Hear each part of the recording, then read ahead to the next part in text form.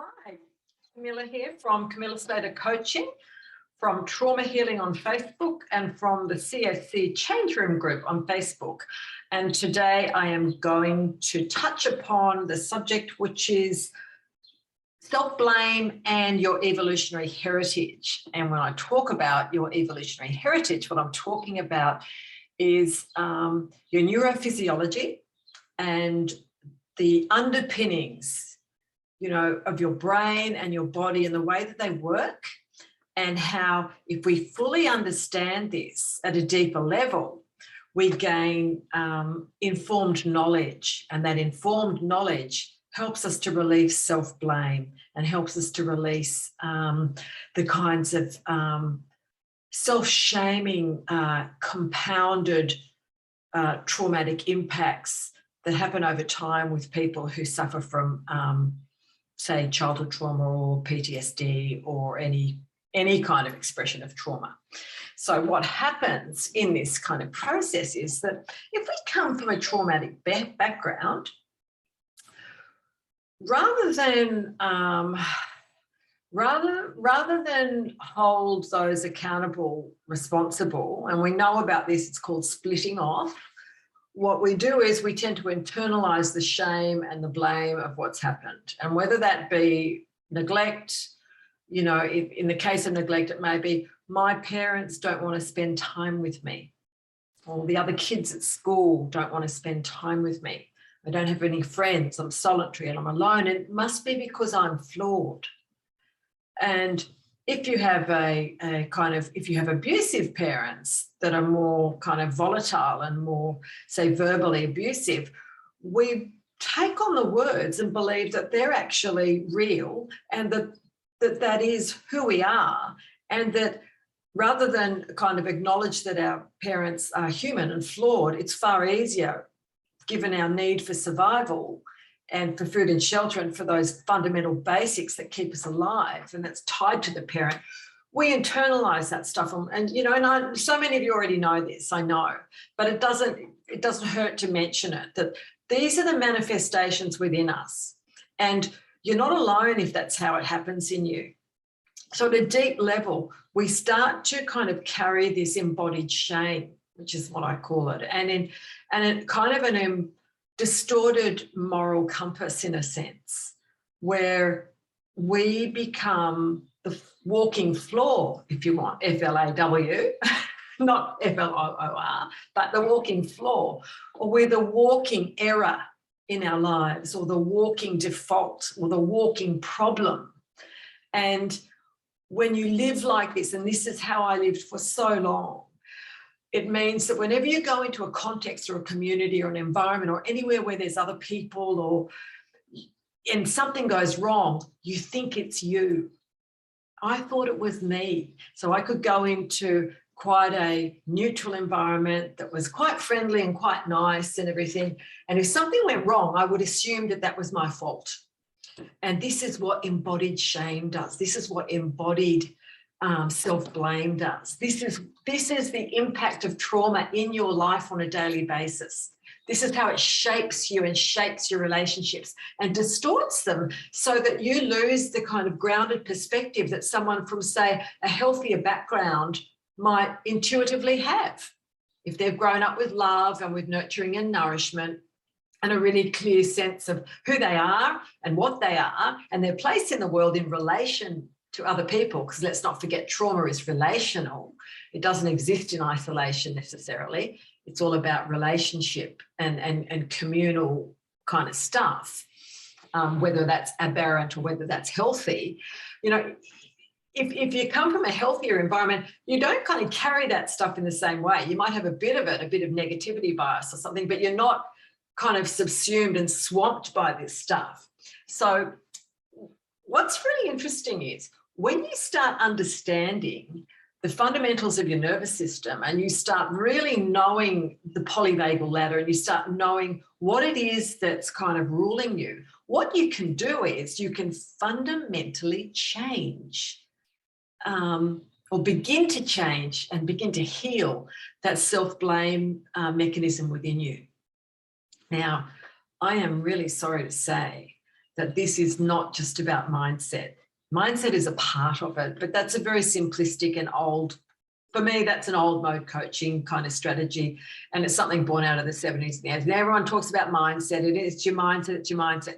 Well, it's not just your mindset. It's deeper than that. It goes further than that and requires some kind of attention to other things other than the mind if you really want to heal. And it's a beautiful process and it can be done, but it does start with some knowledge.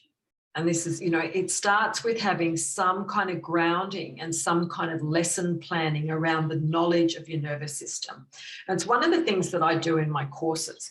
But suffice to say, to keep it really simple here, because I don't want to go on, you know, at great lengths about this. This is a short form video for you with a little bit of a snippet of kind of what you can learn right here and right now. If you understand that the process of self-blame that you live with as a trauma survivor and this inclination to think that things are your fault and then to be hypersensitive and deflect as well and push stuff away, these kind of polarities of extremes are actually born out of your evolutionary heritage. They're actually grounded in the physicality of your body and your neuroception and your interoception and how your nervous system relates to the world. So initial imprints that are caused within the traumatic incident or incidents over time, if you have complex post-traumatic stress syndrome, if this stuff kind of becomes kind of absorbed into you and imprinted into you in a very clear way, it basically means that you're operating from this kind of hypervigilance zone all the time. And the hypervigilance zone is kind of one of self-blame, it's one of shame. Your shame is also connected to your more collapsed zone as well. But you really are kind of expressing maladaptive patterns that are born out of your neurophysiology. And so when you start really understanding this properly, and I take you through this in the 2022 courses that I'm bringing on board, the first components of some of my trauma courses are very much about you learning this stuff so that you can remove self-blame from your life. You can begin to kind of know, hang on, the reaction that I'm having here isn't because I'm defective or faulty or a bad person, or you know, if I'm feeling like I'm responsible for whatever's happened in my family life today, or whatever's happened in my relationship today, or whatever's happened with my child today, this is really born out of the initial trauma stuff that happened to me. And those imprints can be unraveled. But in order to unravel, we start with a knowledge base. And that knowledge base is vitally important to you. And it does involve understanding the polyvagal ladder, but it does understand also, you know, kind of really knowing how those expressions occur within you.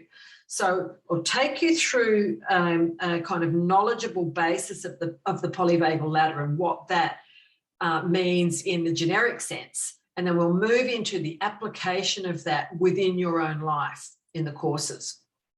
Or in the one-to-one coaching.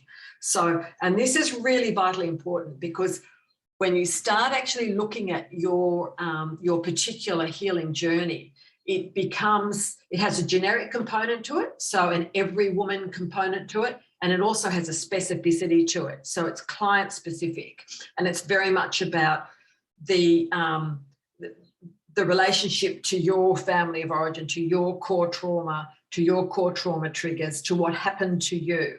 And that's going to be different for every single woman and every single person and every single man that I work with. You know, there are, of course, generic similarities between all of us that again goes back to our evolutionary heritage and the way that our nervous system works with its three components, being the dorsal vagal, the sympathetic, and the ventral vagal, which I've talked about in other kind of videos and things on YouTube. But it's also about how the specificity of those operates within you, because your trauma triggers and what sets you off and what causes you to feel self-blame and shame and to feel overly responsible for the problems that are happening around you, that will be different to you than it will be to, say, me, or it was to me years ago when I was kind of suffering from that kind of stuff. So it's great to know. It's fantastic to make the connections between knowledge, and then we go from knowledge to praxis. So you want to go from the knowledge and the kind of academic and intellectual underpinnings, if you will, that explain what's happening in your nervous system. And then we want to move through to the specificity so that you know what's happening in your particular expression of you on a daily basis as a trauma survivor and as a healing trauma survivor. Because let's remember, this is about post-traumatic growth. This is about post-traumatic survival and thriving. It is not about staying stuck in the kind of constrictions and the pain that we once lived with. It's about moving forward so that you have a really beautiful life, and a life that's kind of really, really keyed into the way you want it to be. Okay, so that's what it's about. So there are things you can do, but remember that it does start with an understanding of the neurophysiology within you and the evolutionary heritage, which is really all about you being, quite simply, an animal. And I talk a lot about this. This is why I have such a strong kind of affinity with the animal realm and with the natural realm. Like, we have so many animals here and stuff, because I understand the interconnectedness of all of this. And I also understand my place as an animal in the world. You know, and when you start to understand this, you gain some freedom and you gain some understanding of the regenerative principles that exist within you, so that you can heal your trauma and move into a realm that is far more about thriving. And that's where you want to go. It is so wonderful and is so possible. So on that note, let's rejoice in the fact that we are animals. Let's rejoice in the fact that our nervous system operates in certain ways. And if we are trauma survivors, it may be somewhat maladapted, but there are very, very clear solutions and there are ways forward. And if you want to find out more, enroll in my courses in 2022, or you can reach out to me either through YouTube, you can reach out to me through Instagram, Camilla Slater Coaching, you can reach out to me through CSC Change Room on Facebook, through Trauma Healing on Facebook, or you can reach out to me through Camilla Slater on Facebook. So there's a variety of ways, and you can actually book in and do some really, really solid work with me so that you move into not just trauma healing, but then we take you onto the next phase of your journey, which is all about mapping out your life in ways that's trauma-informed, but also integrated and holistic, and gives you the opportunity to live in a way that's really, really full and vibrant and very joyful and very peaceful and beautiful. And that's where you want to get to, hopefully. So lots of love, take care, and I will see you next time. Thank you so much. Bye for now.